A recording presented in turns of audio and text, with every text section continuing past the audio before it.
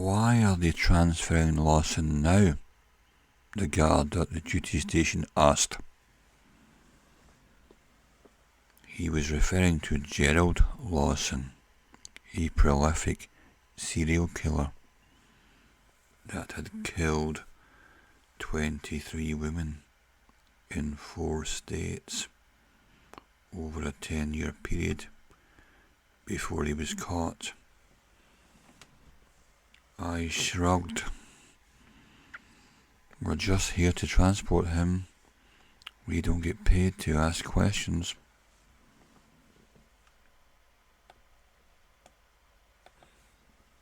It doesn't make sense, the guard continued. Why would they move him a week before his execution?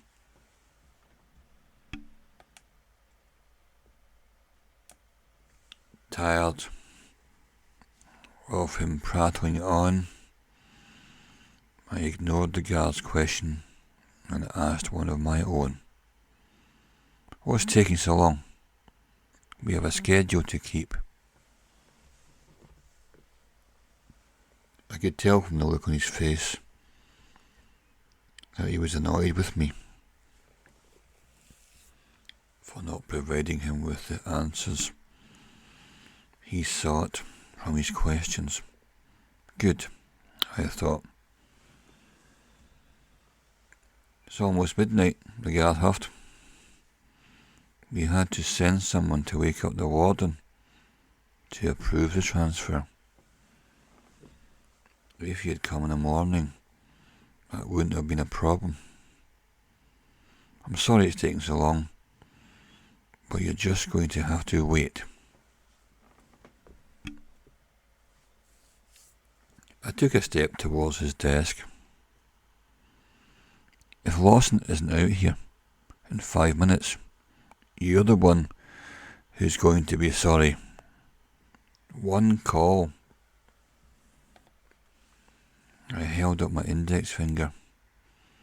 That's all it will take to have you transferred to the unemployment line.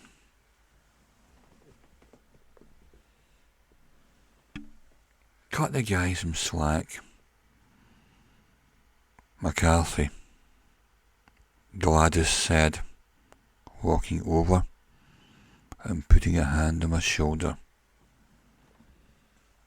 We've still got plenty of time to deliver Lawson. She gently pushed me away from the desk. Gladys had been my partner for the last 5 years. I trusted her with my life and valued her ability to remain calm in even the most stressful of situations. If anyone else had put their hands on me the way she had, I'd have broken their arm. 5 minutes, I repeated, allowing Gladys to push me back a few steps. What happened to keeping a low profile? Gladys lowered her voice, reminding me of one of the core edicts our superiors expected us to follow. He was asking too many questions, was my reply. The point of us coming in the middle of the night was to avoid that kind of attention. The longer we have to stay here, the more people are going to question what we're doing here. Let them, Gladys said. We're just following orders. It's not our job to worry about things like that. That's what we have Chapman for. Chapman was our media relations person. It was her job to make sure anyone we had contact with stuck to the same story, so that nobody realised who we really were.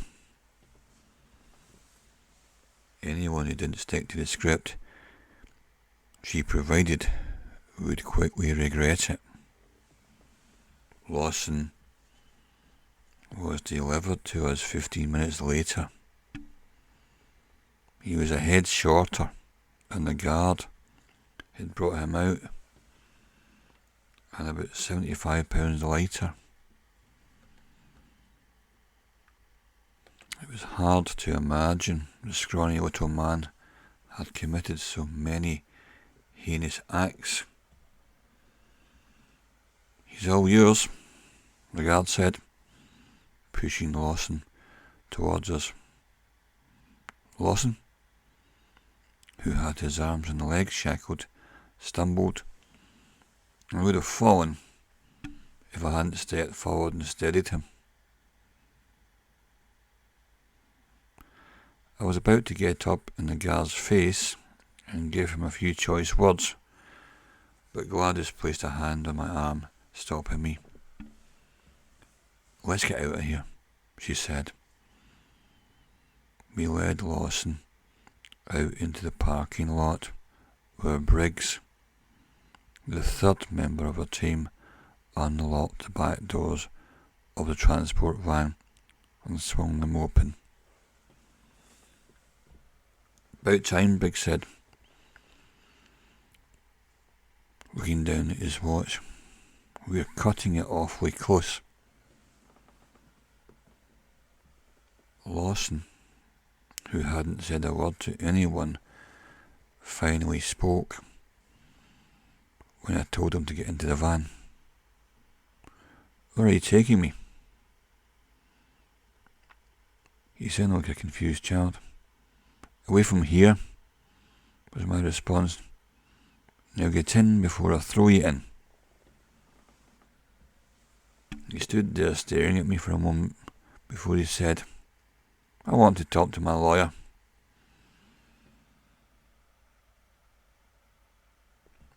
It's the middle of the night. I stepped in close to him so he had to look up at me. "You can call them in the morning." Lawson dropped his mask of harmless innocence for a second, narrowing his eyes, allowing me to see a flash of the monster who'd killed all those women.